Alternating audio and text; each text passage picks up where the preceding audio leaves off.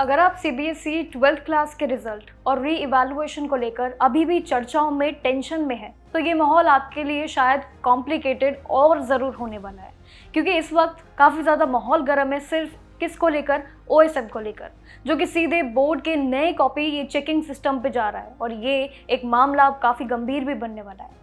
CBSE ने इस साल 12th क्लास के यानी कि 12वीं की परीक्षाओं को लेकर जो रिजल्ट जारी किया है, उसको लेकर अब ये कहानी काफ़ी अलग बदलती हुई यानी कि पिक्चर बदल रही है। ओएसएम यानी कि ऑन स्क्रीन मार्किंग सिस्टम जिसे कहा जा रहा है, इस वक्त ये सबसे बड़ी चर्चा में है। इस सिस्टम के तहत अब लगभग करीब 90 लाख से ज़्यादा आंसर शीट को पहले स्कैन किया गया और उसके बाद फिर टीचर्स को डिजिटल स्क्रीन पे इतनी चेकिंग करने के नंबर देने के बावजूद भी बच्चों के मार्क्स कम आए और यही अब पेरेंट्स और बच्चों दोनों की डिबेट एक बड़ी छिड़ गई है। ये दावा ज़रूर है कि इसे कॉपी चेकिंग में ट्रांसपेरेंसी बनाने के लिए बड़े बड़े जो वादे थे, ये कुल मिला के एकदम गलत है। एक्यूरेसी बिल्कुल नहीं थी, ट्रांसपेरेंट नहीं था। लेकिन जब इस साल पिछले 7 साल में ये सबसे हैरान कर देने वाला जब रिजल्ट सामने आया, तो सबसे बड़ा अहम फैसला ओएसएम को लेकर हुआ, यानी कि ओएसएल सिस्टम को बंद किया जाए। लेकिन अब इस बीच अपनी कॉपियां दोबारा चेक करने के लिए क्या री इवैल्यूएशन का फॉर्म भर रहे हैं जितने भी उम्मीदवार हैं, जितने भी बच्चे हैं, क्या इस मामले को ज़्यादा गहराई में लेंगे? क्या उन्हें लगता है कि ओएसएम उनके आगे के लिए और भी सही रहेगा? इस पूरे मामले में सबसे बड़ा ट्विस्ट यही है कि बच्चों को उनकी डिजिटल स्कैन जितनी भी कॉपियां हैं, यानी कि कॉपियां चेकिंग का जितने वाला प्रोसेस है, ये क्या शुरू होने से पहले ही खत्म हो जाएगा? देखिए, कॉपियों के लिए लोगों का गुस्सा बहुत ज़्यादा अलग बढ़ रहा है। लोग सोशल मीडिया पे स्क्रीनशॉट्स और साथ ही वीडियोस भी शेयर कर रहे हैं और बोल रहे हैं सीबीएसई को लगातार कि हमारे पास फुल प्रूफ है, इस चीज़ को बंद कर दीजिए। अब तो हमारे पास प्रूफ है, सबूत है, अब क्या होगा? देखिए, दरअसल कल यानी कि ट्विटर एक्स पे जब यूजर्स और कैंडिडेट्स इवन पेरेंट्स के बीच ये दावे शुरू हुए कि कॉपियां उन्हें जो मिली है उसमें बहुत ज़्यादा मिस्टेक्स है, ब्लड है। बट अब सबसे बड़ा सवाल यही है इस पूरी डिबेट के बीच कि जब आंसर शीट इतनी धुंधली है, इतनी ब्लड है, तो फिर उन्हें ठीक से पढ़ा क्यों नहीं जा रहा है, या फिर ये टीचर्स ऐसे कैसे पढ़ गई हैं?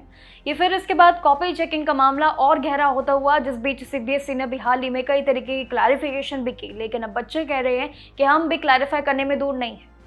लोगों का ये आरोप है कि कई जगह स्टूडेंट्स ने एकदम सही करेक्ट आंसर्स लिखे थे, तो आखिर ये 12th का रिजल्ट इतना बदलावों के साथ क्यों? लेकिन उन्हें बहुत कम मार्क्स दिए गए हैं, ये भी एक सबसे बड़ा राज है। इस पूरे गुस्से के बीच अब पेरेंट्स और साथ ही उम्मीदवार दोनों ही इस पूरे डिजिटल ओएसएम सिस्टम को लेके पूरी तरीके से कैंसिल करने का अपील कर रहे हैं, यानी कि लगातार मांग कर रहे हैं और ये कॉपी चेकिंग के तरीके को दोबारा से शुरू करने की भी ज़रूर मांग है। लेकिन क्या वाकई में ये रिजल्ट दोबारा आ पाएगा? और इन सभी परेशानियों के बीच अब पेरेंट्स भी अपने बच्चों के साथ मिल चुके हैं, लगातार डिबेट्स में शामिल हो रहे हैं और इनका भी यही कहना है कि ये जो डिजिटल सिस्टम कितना भी क्लैरिफाई कर ले सीबीएसई, बट ये हमारे लिए बिल्कुल भी वैल्यूएबल नहीं है। सीबीएसई बोर्ड ने बड़े कदम जरूर उठाए हैं, 12वीं के री इवैल्यूएशन के लिए आवेदन करने भी शुरू कर दिए हैं, जिसके लास्ट डेट को भी आगे बढ़ा दिया है ताकि किसी को परेशानी ना हो। लेकिन परेशानी अभी भी है। पहले कॉपियों की स्कैन कॉपी मंगवाने की आखिरी तारीख 22 मई थी, जिसे अब एक्सटेंड कर दिया है। सीबीएसई को लग रहा है शायद ये तरीका सही होगा, लेकिन ये 23 मई को जो एक्सटेंड की गई डेट है, क्या इस तक बच्चे इस चीज़ को अपना पाएंगे? तो जैसे कि बोर्ड का पोर्टल जो कि पूरी तरीके से सुरक्षा पूर्वक यानी कि ठीक तरीके से चलाने के लिए अभी बहुत बड़ी एक सीबीएसई की राय है, लेकिन इस बीच सभी की बड़ी कंप्लेंट्स है कि पोर्टल नहीं चल रहा है, हमारी फीस सबमिट नहीं हो रही है। अब आगे क्या? अब बोर्ड ने खुद अपने ऑफिशियल सोशल मीडिया अकाउंट पे इस पूरी डिबेट के बीच अब पोर्टल खोलने के साथ ही इसमें कुछ महज 3 घंटे के अंदर अंदर ये करीब 1 लाख से भी ज़्यादा एप्लीकेंट्स के सबमिट किए हैं फॉर्म, और जिनके जरिए करीब 3 लाख से भी ज़्यादा या कहे कई लाखों में से भी ज़्यादा स्कैन आंसर शीट की मांगे भी ज़रूर पूरी की है। हालांकि डेट बदलने के बाद भी स्टूडेंट्स की मुश्किलें बिल्कुल खत्म नहीं हो रही है। ये डिबेट एक नया एंगल लेना शुरू कर दिया है, चाहे वो ओएसएम से शुरू होकर कहीं भी जाए। लेकिन ये नहीं रुकेगा, क्योंकि अब वेबसाइट खुलने पे अब पेमेंट में भी बहुत बड़ी दिक्कतें हो रही हैं एस्पिरेंट्स को, और जो कि बड़ी मांग है। सोशल मीडिया पे ढेरों सारे स्क्रीनशॉट और जहां पे बच्चों की फीस भी बैंक अकाउंट से कट गई है, वो तक के स्क्रीनशॉट्स भी प्रूफ के साथ भेजे जा रहे हैं और उन्हें सीबीएसई को टैग करने का बिल्कुल मौका नहीं छोड़ रहे हैं, यानी कि सीबीएसई अब फुल ऑन टारगेट पे है। आंसर शीट की बात करूं तो यहाँ पे जितना भी अगर देखें, प्रोसेस को कितना भी बदल ले, चाहे सीबीएसई कितना भी नया कर ले, ये शायद अब नहीं रुकेगा। बट ये देखना आगे होगा कि क्या वाकई में ये डिबेट अभी रुकेगी, क्योंकि परसों से जो री इवैल्यूएशन चालू हुआ है इसके लिए अब सीबीएसई को लगा था शायद मामला ठंडा होगा, रीवैल्यूएशन ले आए, मार्क्स को रिड्यूस कर दिया, कम फीस कर दी। बट उसके बाद भी जब कम फीस को सबमिट करने के ऑप्शन आए तो वो पोर्टल ही नहीं चल रहा है। यानी कि फुल ऑन एकदम तरीके से चीज़ों का गेम चेंजर हो रहा है सीबीएसई की तरफ से।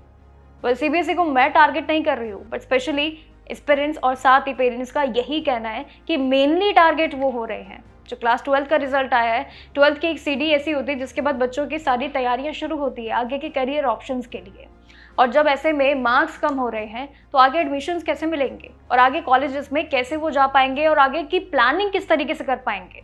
और इसी चीज़ को लेके अब जेईई स्कोर पे भी एक भारी असर पड़ रहा है। यानी कि सीबीएसई एक कई एंगल्स जो क्रिएट कर रहा है या हो रहे हैं, ये चीज़ें अब कई जगह पे इफेक्ट कर रही है। आपका क्या कहना है इस पूरी स्टोरी पे? अब तो बच्चे भी और इवन पेरेंट्स भी सोशल मीडिया पे डट गए हैं कि हमारे पास फुल ऑन प्रूफ है। क्या है ये प्रूफ? ये चीज़ें मैंने आपको बताई, आपने स्क्रीन पे भी काफ़ी प्रूफ्स देखे, बट आपको क्या लगता है इस पूरी स्टोरी के बावजूद भी क्या ये चीज़ें रुकेंगी? और क्या सीबीएसई फिर से क्लैरिफिकेशन नई तरीके से लेके आएगा? ये चीज़ बदलेंगी या फिर आपकी मांगे पूरी होंगी? ये तो आने वाला समय बताएगा, लेकिन तब तक के लिए नमस्कार और देखते रहिएगा जागरण जोश और सीबीएसई की फर्दर स्टोरी।